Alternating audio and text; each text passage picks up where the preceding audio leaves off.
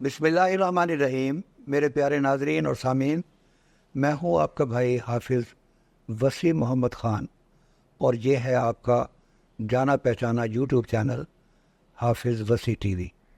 السلام علیکم.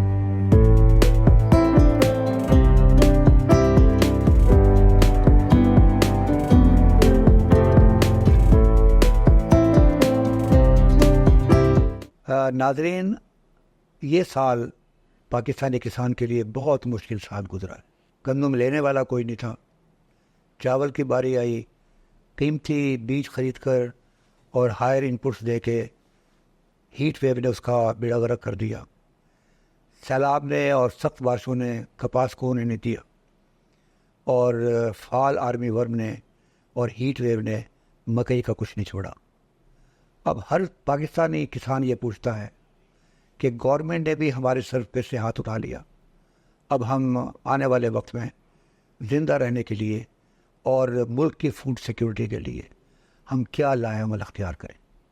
تو اس کے لیے میں نے آج زحمت دی ہے ڈائریکٹر فارمرز ایسوسیٹس پاکستان، جو ایک ایسا ادارہ ہے جہاں دانش مند قسم کے آدمی بیٹھ کر ہمیشہ سوچتے ہیں کہ اگلے 5 سال میں کیا ہونے والا ہے اور اگلے 10 سال میں کیا ہونے والا ہے. تو آج میرے مہمان ہیں عباد خان صاحب، جو ڈائریکٹر ہیں فارمرز ایسوسیٹس کے، اور روزنامہ جنگ کے اندر ایک ایگریکلچر کے بارے میں ایک ڈسکشن گروپ ہوتا ہے. آپ ہمیشہ اس کے اندر موجود ہوتے ہیں اور اس میں رہنمائی فرماتے ہیں کہ سچویشن کس طرف جا رہی ہے اور ہم نے اس کو کیسے ہینڈل کرنا ہے. تو میں ویلکم کرتا ہوں شکریہ صاحب. جب بھی آپ کو بلایا آپ ہمیشہ تشریف لائے. میرے کسان بھی آپ کے شکر گزار ہیں، اور میں تو ویسے ہی آپ کا چاہنے والا ہوں. شکریہ.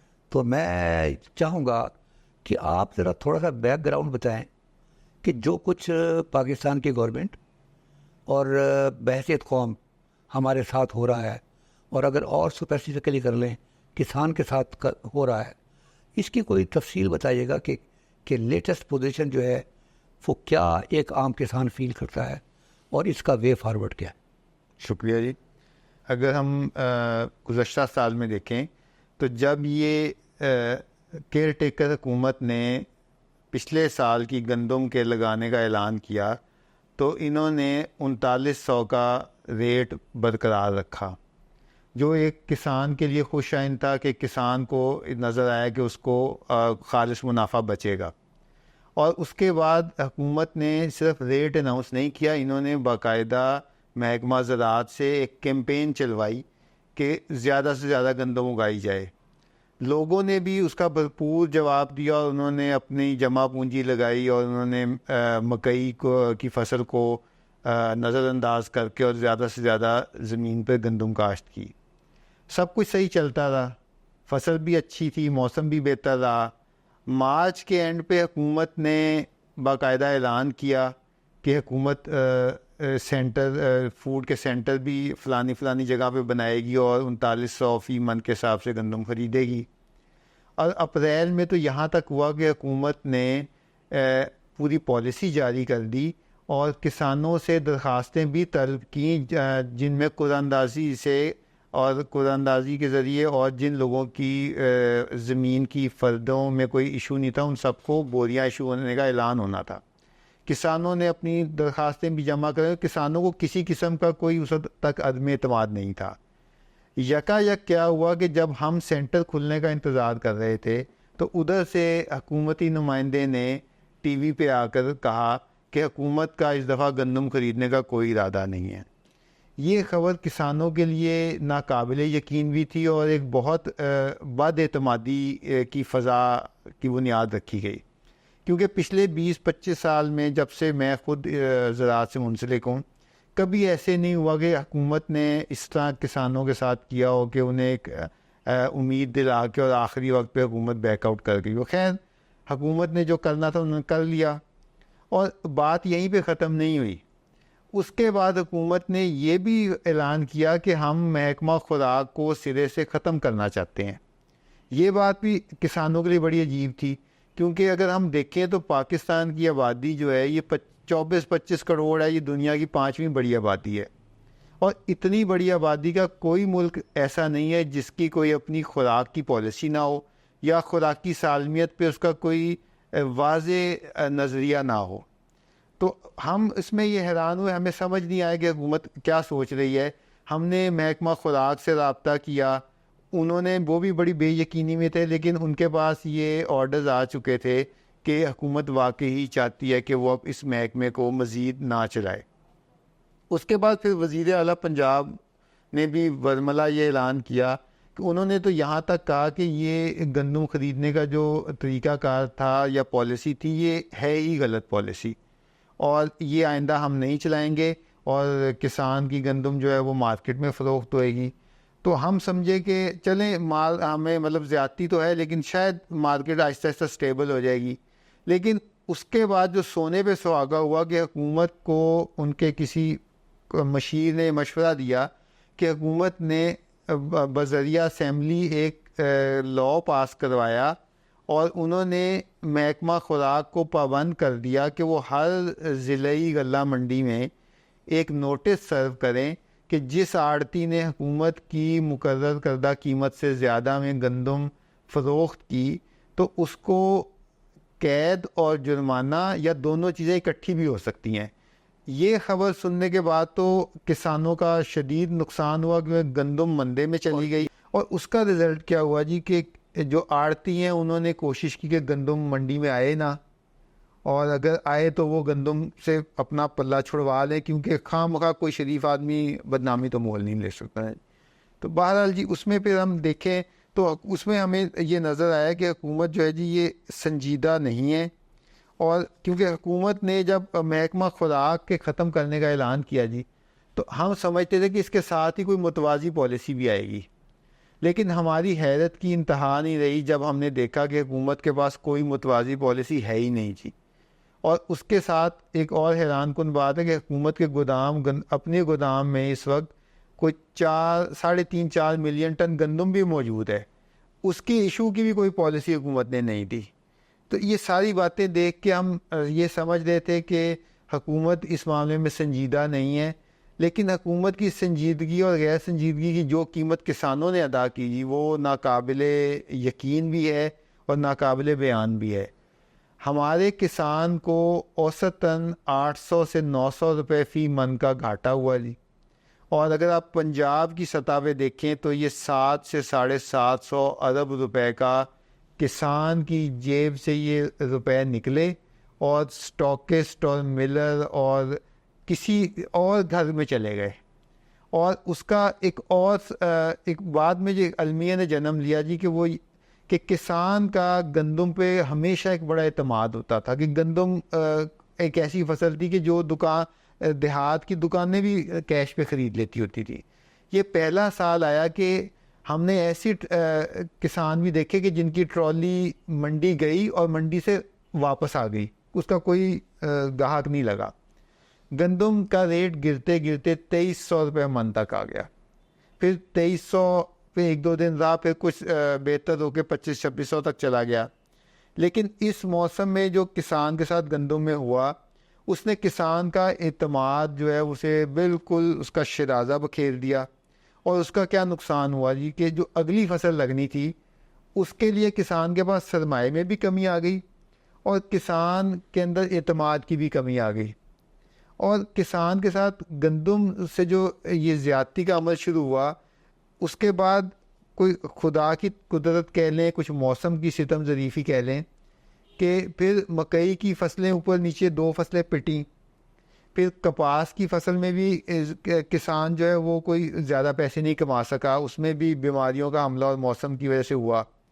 پھر جو اب موجودہ چاول کی فصل ہے, اس میں بھی آپ دیکھیں کہ کسان نے گندم کے نقصان سے بچنے کے لیے یہ سوچا کہ میں چاول جلدی لگا لوں, اور میں چاول کی ایک فصل کاٹ کے پھر دوسری فصل دوبارہ چاول کی یا مکئی کی لگا لوں. اس دفعہ پھر موسم نے, جسے ہم عرف عام میں کلائمیٹ چینج بھی اب کہتے ہیں کیونکہ پچھلے 5-6 سال سے ایسے ہو رہا ہے, اس دفعہ جو گرمی پڑی ہے نا جی یہ پچھلے 5-7 سال میں کبھی ایسی نہیں پڑی. اگر گرمی اس پہ ٹیمپریچر کے میٹر پہ 48 نظر آتی تھی تو محسوس 50 سے بھی زیادہ ہو رہی تھی. اس کا یہ رزلٹ ہوا کہ جتنے بیج ہمارے چاول کے اگیتی کاشت میں لگے ان میں سے کوئی بیج اتنی استطاعت نہیں رکھتا تھا کہ وہ 45-46 ڈگری سینٹی گریڈ کو برداشت کر سکے. اس کا یہ رزلٹ ہوا کہ جو بیج کسان 100 من 90 من 110 من لیا کرتا تھا وہ بیج لوگوں کے 20 من 25 من 30 من نکلے. اور بات یہیں پہ ختم نہیں ہوئی. اس کے بعد یہ ہوا کہ جب وہ کسان منڈی میں وہ اپنا فصل لے کے گیا تو جس چاول کی قیمت پچھلے سال 3000 تھی اس چاول نے سٹارٹ لیا 1800-2000 سے. اب کسان کا پیداوار بھی نہیں آئی, کسان کے اخراجات بھی زیادہ ہو گئے. جو ٹیوب ویل اس کا 25-30 روپے یونٹ پہ چلتا تھا وہ اب 50-55-60 روپے پہ چل رہا ہے. اس کے اخراجات زیادہ ہو گئے, پیداوار نہیں آئی. پچھلی فصل سے وہ گھاٹے پہ جا رہا تھا, اس نے پچھلے ادھار بھی اتارنے تھے. تو جب کسان کے ساتھ چاول کی فصل میں ہوا تو کسان کی حالت دیکھنے والی تھی. لوگوں نے اپنی کھڑی فصلوں کو بغیر کٹوائے ان کے اندر جانور چھوڑنے شروع کر دیے. کسی نے مویشی والوں سے کہا کہ ہمارے چاول کی کھیت کو کاٹ کے مفتی لے جاؤ. تو اب اس کے بعد اس سے اگلے سٹیپ میں کیا ہو رہا ہے کہ اب کسان کا اعتماد بھی خراب ہو گیا. جنہوں نے دوسری فصل لگانی تھی وہ پہلی فصل سے ہی ان کا دل بھر گیا اور دوسری فصل کی طرف انہوں نے پنیریاں ضائع کر دی اپنی چاول کی, دوسری فصل کی طرف بھی نہیں گئے. اور اس کے بعد اب کسان ایک شدید گو میں کی حالت میں ہے کہ اب اگلی فصل کیا کاشت کرے. اب جنہوں نے پچھلے سال گندم میں مار کھائی ہے وہ گندم سے بہت متنفر ہیں, لیکن جب وہ سوچتے ہیں کہ اب گندم کی جگہ دوسری چیز کیا لگائیں تو مکئی کی پچھلی دونوں فصلوں میں کسان کو مار پڑی ہے. جو مکئی 3000 پہ بکتی تھی وہ مکئی 1800 2000 2100 پہ زیادہ لوگوں نے بیچی ہے. اب آخر میں آ کے مکئی کی قیمت جو ہے جی یہ کوئی 2700-2800 تک گئی ہے 3000 تک. لیکن یہ بھی کسان محسوس کر رہا ہے کہ کہیں یہ بھی اس کے ساتھ دھوکہ نہ ہو جائے, کیونکہ اس وقت جو مکئی کی قیمت بڑھنا ہے نا یہ کسان کی مکئی کی نہیں بڑی قیمت. کسان تو بیچ کے فارغ ہو چکا ہے, یہ اسٹاکسٹ کی مکئی ہے. تو کسان کو اب یہ بھی یقین نہیں ہے کہ وہ مکئی لگائے گا تو کیا بنے گا. گندم سے وہ ویسے خائف ہے. سرسوں کی قیمت بھی پچھلے سال اچھی نہیں رہی, 6000 65,000 کے لگ بھگ رہی ہے. چوتھی فصل ہے آلو کی فصل. وہ آلو کی فصل لگانا جو ہے وہ عام کسان کے بس کی بات نہیں ہے. ایک آلو کے ایکڑ پہ آپ کا 2 سے 2.5 لاکھ روپے کا خرچہ ہے, اور عام جو کسان ہے اس کی اس وقت اپنی جتنی بچتیں تھیں وہ ختم ہو چکی ہیں. جانور اور درخت بیچنے کا وقت آ چکا ہے, کیونکہ کسان ایک آدھی فصل تو برداشت گھاٹا کر سکتا ہے, لیکن لگاتار 2-3 فصلوں کا گھاٹا آ جائے تو کسان کی فصلی سے. Thank you very much Khan صاحب. آپ کو اس لیے بلایا ہے کہ مایوسی کفر ہے, اور خاص طور پر کسان جو ہے وہ ہمیشہ اوپر کی طرف دیکھتا ہے, لگاتے ہوئے بھی اوپر کی طرف دیکھتا ہے, کاٹتے ہوئے بھی اوپر کی طرف دیکھتا ہے, اور وہ امید کا دامن اپنے ہاتھ سے رہا نہیں ہونے دیتا. اب میری آپ سے ریکویسٹ ہے اپنے ناظرین کے لیے کہ یہ مختلف آرگنائزیشنز ہیں جسے آپ کہہ سکتے ہیں کہ جو کسانوں کی یونینز, جی کسانوں کے جو رہنما ہیں وہ کیا کر رہے ہیں. دیکھیں جی, بدقسمتی سے کسان کیونکہ تعداد میں بہت زیادہ ہیں. آپ ملک کی کوئی 55-60% آبادی ہے جو دیہات میں رہتی ہے, اور وہ کسی نہ کسی طرح کسان, کوئی ڈائریکٹ کسان ہے, کوئی انڈائریکٹ کسان ہے, کوئی مزدوری کرتا ہے. لیکن پچھلے 70-75 سال میں جو سب سے بڑی بدقسمتی ہے کہ کسانوں کی کوئی باضابطہ طور پہ ایسی تنظیم سازی آج تک نہیں ہو سکی کہ جس کو ہم معنی خیز کہہ سکیں, جیسے سیاسی جماعتیں ہوتی ہیں. اس وقت اگر ہم دیکھیں تو کسانوں کی کچھ بڑی تنظیمیں ہیں جو پچھلے 20-25 سال سے کام کر رہی ہیں. تو اس میں اگر میں ان کی درجہ بندی کروں تو میں ان کو 3 درجوں میں تقسیم کرتا ہوں. ایک وہ تنظیمیں ہیں جو فکری طور پہ بھی اچھا مطلب اپنی پریزنس رکھتی ہیں, اور جس میں اچھے باقاعدہ پیشہ ور کسان بھی شامل ہیں, اور ان کو پڑھے لکھے لوگ بھی ہیں, اور تعداد میں بھی معقول ہیں. یہ وہ تنظیمیں ہیں جو زیادہ گفت و شنید پہ یقین رکھتی ہیں اور حکومت کے ساتھ باضابطہ مذاکرات کرتی ہیں, اور انہوں نے پچھلے 15-20 سال میں کسانوں کے کئی ایسے کام بھی کیے جو عام کسان کو پتہ کہ علم میں نہیں ہے, کیونکہ ان کا کام بند دروازوں میں زیادہ ہوتا ہے. کچھ تنظیمیں ہیں جو ایشو بیسڈ ہیں, جیسے اگر گندم کی قیمت گر گئی یا گندم نہیں بک رہی تو ایسی تنظیمیں اس وقت آپ کو منظر عام پہ نظر آتی ہیں, اور وہ کچھ 1-2 ماہ ایجیٹیشن کرتی ہیں یا جو کرتی ہیں, اور اگر وہ مسئلہ کسی نہ کسی کروٹ بیٹھتا ہے اس کے بعد یہ تنظیمیں پھر ہمیں نظر نہیں آتی, کیونکہ ان میں ایک وہ فکری طور پہ یہ اس طرح باضابطہ منظم نہیں ہے جیسے کچھ پہلے پرانی تنظیمیں ہیں. تو یہ دوسری تنظیمیں ہیں جو یہ ان کو میں ایشو بیس سمجھتا ہوں. تیسری تنظیمیں وہ تنظیمیں ہیں جو ہماری سیاسی جماعتوں نے اپنے زرعی ونگ کبھی بنائے اور پھر وہ کچھ تنظیموں کی شکل میں سامنے آئے, اور ان میں سے کچھ نے کچھ عرصہ اچھا پرفارم کیا, پھر اپنی سیاسی جماعت کی کچھ غلط فیصلے یا اپنی ان کے اپنا انڈیپینڈنٹ نہ ہونے کی وجہ سے ان تنظیموں کو یہ اس طرح کام نہیں کر پائیں, اور مالی وسائل کے بھی ایشوز ہیں. تو یہ تیسرے درجے کی تنظیمیں ہیں. اور جو چوتھا ہے وہ غیر منظم کسان ہے, جو ان سب سے بہت زیادہ ہے. وہ کبھی ایک تنظیم کی طرف دیکھتا ہے, کبھی دوسری طرف دیکھتا ہے, لیکن وہ کسی تنظیم کو میں شامل بھی نہیں ہوتا. اور جب یہ تنظیمیں کسی چیز پہ احتجاج کرتی ہیں تو عام کسان ہے وہ تھوڑا سا لا تعلق رہتا ہے.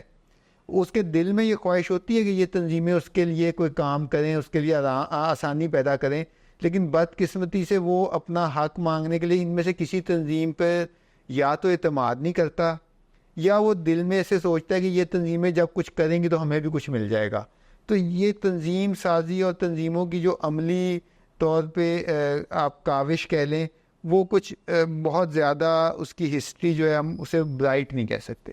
میں ایک بات چاہوں گا اور ابھی بیان کرنا, اور میں چاہوں گا کہ آپ یا اس کا انکار کر دیں یا اس کا اقرار کر دیں. انڈیا کے اندر 2 سال پہلے ایک منظم احتجاج ہوا, اس لیے کہ وہ 36 یا 32 کراپس پر سبسڈی ملتی تھی اور مارکیٹنگ سسٹم وہ خراب کر رہے تھے. اور 1 سال پورا کا پورا وہ دہلی کا گھیراؤ انہوں نے رکھا, اور مودی کے بارے میں کہا جاتا ہے کہ اس نے کبھی اپنی کہی ہوئی بات کو واپس نہیں لیا. اس 1 سال کے اندر جو لوگ وہاں پر بیٹھے تھے, قدرتی موت مرنے والے 400 کے قریب آدمی تھے. ایک گولیوں سے نہیں مرے, وہ ویسے ہی ان کی آئی, کسی کو ہارٹ اٹیک ہو گیا, کوئی شوگر کا مریض تھا, اور وہ اپنا وہیں پر بیٹھے رہے, اور الٹیمیٹلی گورنمنٹ کو وہ پورا کا پورا چیز واپس لینی پڑی. اچھا, ہم پاکستان کے اندر, پہلے تو میں آپ سے پوچھنا چاہوں گا کہ از اٹ ٹرو اور اٹ از رانگ؟ جی, میں اس کی تصدیق بھی کرتا ہوں, اور میں یہ بھی برملا کہتا ہوں کہ جن دنوں میں وہ ہمارے ہمارے تو وہ بھی کسان بھائی ہیں, جب ہمارے وہ زیادہ تر جاٹ سکھ بھائی جو ادھر بارڈر کے اس طرف یہ کام کر رہے تھے, تو ہماری تمام ہمدردیاں ان کے ساتھ تھیں, کیونکہ ہم کسان کا دکھ سمجھتے ہیں.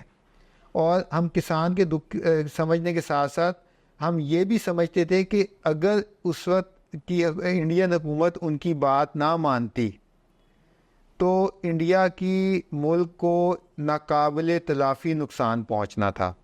اور میں سمجھتا ہوں, بلکہ مجھے یقین ہے کہ ان کی حکومت کو کسی سمجھدار انسان نے یہ سمجھا دیا اور سمجھانے میں کامیاب ہو گیا کہ آپ 1.5 ارب کی آبادی ہیں. 1.5 ارب کی آبادی کو 2 وقت کا کھانا باقاعدگی سے کھلانا یہ بہت بہت بڑا کام ہے. اور اگر آپ ان سکھوں سے لڑیں گے اور آپ ملک میں کیوس پیدا کریں گے تو انڈیا جتنا بڑا ملک, میں تو یہاں تک یقین سے کہہ سکتا ہوں 1 سال بھی شاید قائم نہ رہ سکے اگر وہاں پہ خوراک کی عدم استحکام آ جائے. دوسری طرف اگر ہم اس کو اپنے ساتھ کمپیئر کریں تو اب ہمارے مسئلے کچھ اور ہیں. یہ ہمارا جو پنجاب ہے نا جی, ایک تو یہ انڈیا سے بہت بڑا ہے, ایک یہ کہنے میں تو پنجاب ہے, لیکن اگر اسے گراؤنڈ پہ دیکھیں تو اس صرف پنجاب نہیں ہے. یہاں پہ بلوچ بھی بہت بڑی تعداد میں بستے ہیں جن کا کلچر بالکل فرق ہے. یہاں پہ پنجابی, خاص پنجابی بھی ہیں, یہاں پہ پوٹھوہاری بھی ہیں, یہاں پہ سرائکی بیلٹ بھی ہے. تو ان کے جو نسلی اور کوئی ثقافتی پس منظر ہے نا، ان میں آپس میں اتنا انٹریکشن نہیں ہے. اور جو انڈین پنجاب تھا یہ وہ پیور دیہاتی پنجاب تھا، ان کا کلچر بھی ایک تھا. اور کیونکہ پچھلے گزشتہ دور میں انڈیا نے جو اس کو اپنے پنجاب کو توڑ کے 3 حصوں میں کیا نا، اس کا ایک رزلٹ یہ نکلا جو پیور دیہاتی پنجاب تھا وہ ایک حصے میں آ گیا ہے. تو ان کے پاس ایک نسل کا ہونے کا ان کا بیک گراؤنڈ، ایک ان لوگوں کی سوچ کی کہہ لیں آپ کے کلیئرٹی، اور اپنے پیشے سے ان کا لگاؤ، اور اپنا مستقبل میں جو نقصان انہیں نظر آ رہا تھا اس کے بارے میں انہیں ان کا جو یقین تھا، ان سب چیزوں نے مل کے ان کے اندر اتنا استحکام پیدا کیا. اور جو انہوں نے جا کے وہاں پہ اپنے کھانے پکانے کا انتظام کیا دلی میں، اور جو انہوں نے وہاں پہ نلکوں کے بور کیے، وہ یہ بتانے کے لیے کافی تھے کہ وہ لوگ گھر سے سوچ کے آئے ہیں. ہماری بدقسمتی یہ کہ ہمارے اگر کبھی احتجاج ہوتا ہے تو جو بھی تنظیم کرتی ہے، میں اس کی حوصلہ افزائی اس لیے کرتا ہوں کہ چلیں کچھ تو کرتے ہیں نا جی. جو بھی کرتا ہے ان کی تیاری دیکھ کے پتہ چلتا ہے کہ یہ 1 یا 2 دن کے لیے آئے ہیں. اچھا، میں تھوڑی سی تصحیح کرتا جاؤں اس سے پہلے کہ میں آپ سے آخری سوال پوچھوں. اور وہ تصحیح یہ ہے کہ اس احتجاج کے اندر میں بھی بڑا کنیکٹڈ تھا، اور میرے بھی کوئی پروگرام وہ انڈین ٹیلی ویژن سے جی وہ لیتے رہے ہیں مجھے آن لائن. اس میں یو پی کے لوگ بھی تھے، اس میں بہار کے لوگ بھی تھے، اس میں راجستھان سے بھی لوگ آئے ہوئے تھے، اس میں گجرات سے بھی لوگ آئے ہوئے تھے. اب میرا سوال ایک آپ سے جو ہے وہ یہ ہے کہ اس دنیا میں کوئی آدمی ایسا نہیں ہے جو مرنا چاہتا. جی آپ اسے کہیں کہ ادھر مر جاؤ جنت مل جائے گی، سوائے وہ خود کچھ بمبار جو ہے جن کو ٹاکسیکیٹ کر کے تیار کیا جاتا ہے وہ تو شاید تیار ہو، لیکن عام سینسیبل آدمی مرنے کے لیے تیار نہیں ہے. اب اس ملک کو، یہ ہمارا ملک ہے، اس کو اور اپنے کسان کو لائن پر لانے کے لیے کہ وہ دوبارہ اسی جذبے کے ساتھ جو فصلیں پیدا کرے، تو آپ کیا چاہتے ہیں کہ گورنمنٹ کون کون سے 3 کام کرے؟ ایک تو حکومت کو اپنی خوراک کی پالیسی سامنے لانی چاہیے. ایک حکومت کو یہ بتانا چاہیے کہ اگر حکومت نہیں خریدے گی تو حکومت نے ہماری جو ساری مارکیٹنگ ہے اس کا کیا انتظام کیا ہے. مطلب جو لوگ ہمارا مال خریدیں گے کیا ان پہ کوئی چیک اینڈ بیلنس ہوئے گا؟ کیا حکومت اجارہ داری توڑنے کا، حکومت کے پاس کوئی محکمہ ہے کہ کوئی ہمارے خلاف اجارہ داری نہ کرے؟ کیا حکومت کے پاس کوئی کموڈیٹی ایکسچینج کا کوئی ایسا پیٹرن ہے کہ جس میں مجھے پتا ہو کہ اگلے 6 مہینے بعد گندم کی کیا قیمت ہوگی؟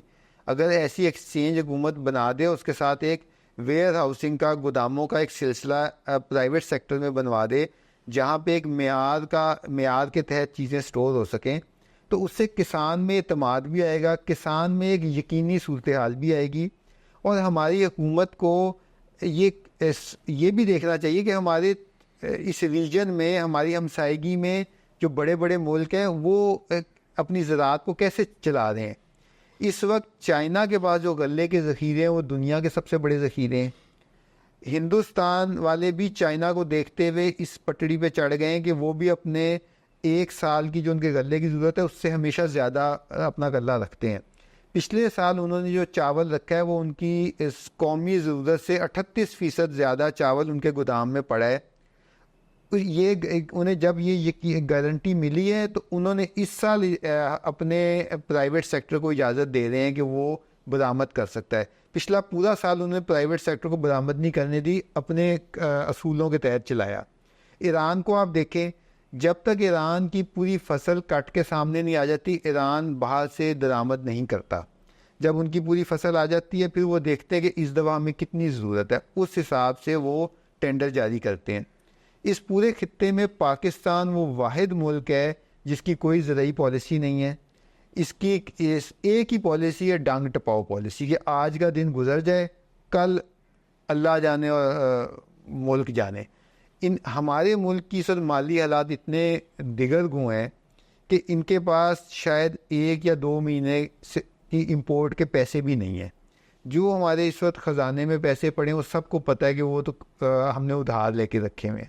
اتنے برے حالات میں اور آپ کے پاس کوئی ایسی صنعت نہیں ہے جو آپ کے ملک کو چلا سکے سوائے زراعت کے. آپ کی جتنی ایکسپورٹس ہیں وہ کپڑے کی ہوں، وہ چاول کی ہوں، وہ چمڑے کی ہوں، سب کو جو آپ کہہ لیں کہ ان پٹ ہے وہ تو ایگریکلچر دیتا ہے.